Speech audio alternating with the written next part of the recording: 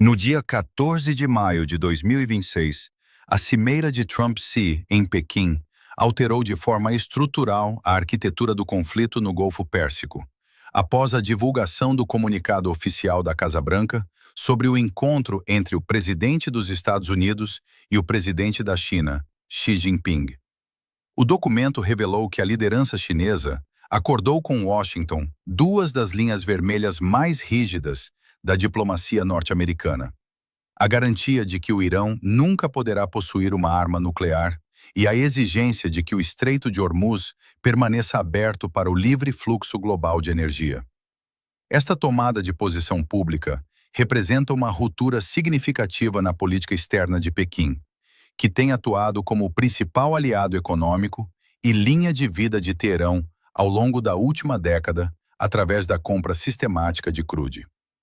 O anúncio surge num momento de extrema importância analítica, coincidindo com a retoma das compras de crude norte-americano por parte da China, estimadas em aproximadamente 600 mil barris por dia, o que equivale a perto de 10 mil milhões de dólares por mês aos preços atuais.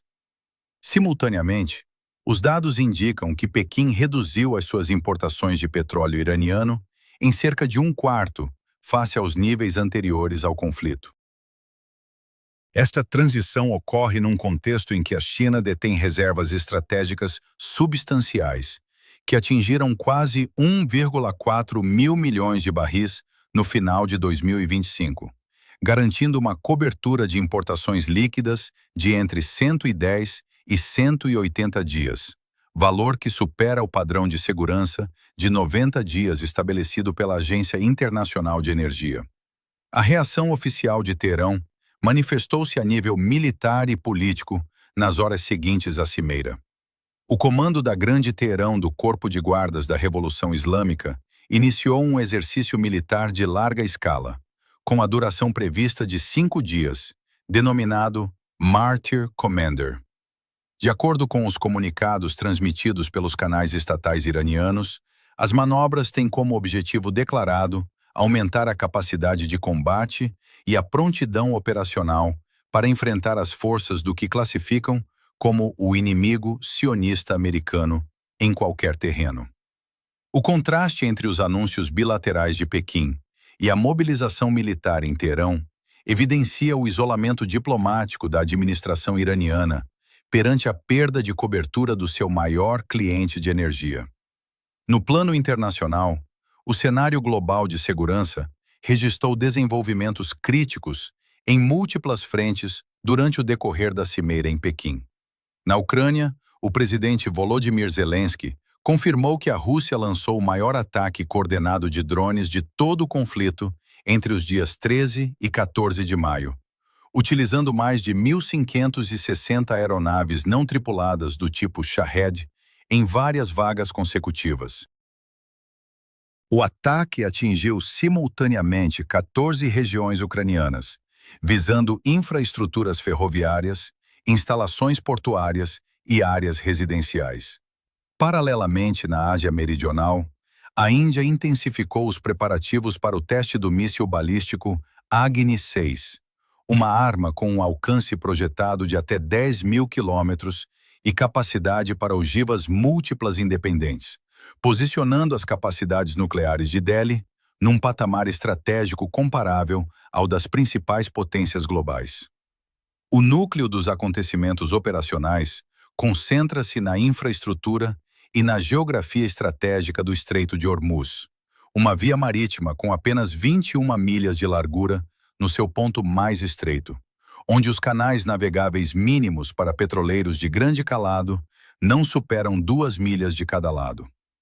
O Corpo de Guardas da Revolução Islâmica estabeleceu uma doutrina de negação de acesso, baseada numa rede de armamento assimétrico distribuída por ilhas periféricas, baterias costeiras e águas rasas. Esta estrutura dispensa o uso de uma marinha convencional, recorrendo a embarcações de ataque rápido equipadas com mísseis antinavio, minas navais instaladas nas linhas de navegação, mísseis de cruzeiro costeiros de origem chinesa e frotas de drones Shahed, configurados para ataques de saturação contra navios de carga. O objetivo operacional desta força não visa a vitória numa batalha naval convencional contra potências globais, mas sim o agravamento dos custos de trânsito e das taxas de seguro marítimo ao ponto de inviabilizar a navegação comercial. Em termos de pressões de mercado e dados financeiros, a economia de guerra do Irão enfrenta debilidades estruturais acentuadas pelas restrições externas. O petróleo financia aproximadamente 45% do orçamento governamental de Teherão, com o Fundo Monetário Internacional a estimar o ponto de equilíbrio fiscal entre 121 e 124 dólares por barril. Contudo, devido às sanções e à escassez de compradores alternativos à escala global, os intermediários chineses adquirem o crude iraniano com descontos profundos, pagando cerca de 60 dólares por barril. Esta disparidade agravou os déficits orçamentais iranianos, mesmo antes da implementação do atual bloqueio naval por parte dos Estados Unidos, o qual retira diariamente cerca de 500 milhões de dólares aos fundos geridos diretamente pelo Corpo de Guardas da Revolução Islâmica. A contraposição ao bloqueio inclui ações concertadas de aliados internacionais, destacando-se o envio de helicópteros de ataque rápido por parte da França, equipados com canhões de 20 milímetros, para reforçar a segurança do corredor marítimo. A nível político e diplomático, o posicionamento das lideranças clarifica as posições formais em disputa. O presidente da China, Xi Jinping, alertou diretamente à administração norte-americana de que Taiwan constitui a linha vermelha mais intransigente de Pequim, sublinhando que qualquer falha na gestão desta questão acarreta riscos de colisão ou conflito direto entre as duas nações. No entanto, no plano do Médio Oriente, as autoridades chinesas formalizaram a oposição à militarização do estreito e à imposição de taxas de trânsito por parte de Teherão, agindo através da emissão de ordens de proibição pelo Ministério do Comércio, que visavam proteger as refinarias domésticas, ao mesmo tempo que alinhavam a estratégia de segurança energética com Washington. Em contrapartida, o porta-voz do parlamento iraniano, Mohammad Bagher Ghalibaf, que lidera a equipa de negociação do país, declarou publicamente que o Irão está preparado para todas as opções e emitirá uma resposta punitiva contra qualquer agressão. Esta linha dura é secundada pelas declarações do comissário da Organização de Energia Atômica do Irão, que afirmou perante os legisladores que as questões de tecnologia nuclear e enriquecimento de urânio não constam da agenda de quaisquer negociações possíveis com os Estados Unidos, classificando o direito ao enriquecimento como não negociável. A análise dos antecedentes e das dinâmicas internas no Irão revela uma consolidação de poder político e militar sem precedentes em torno do comandante do Corpo de Guardas da Revolução Islâmica, Ahmad Vahidi, e do seu círculo mais restrito. Esta concentração de comando resultou no progressivo enfraquecimento do governo civil liderado pelo presidente Massoud Pezeshkian,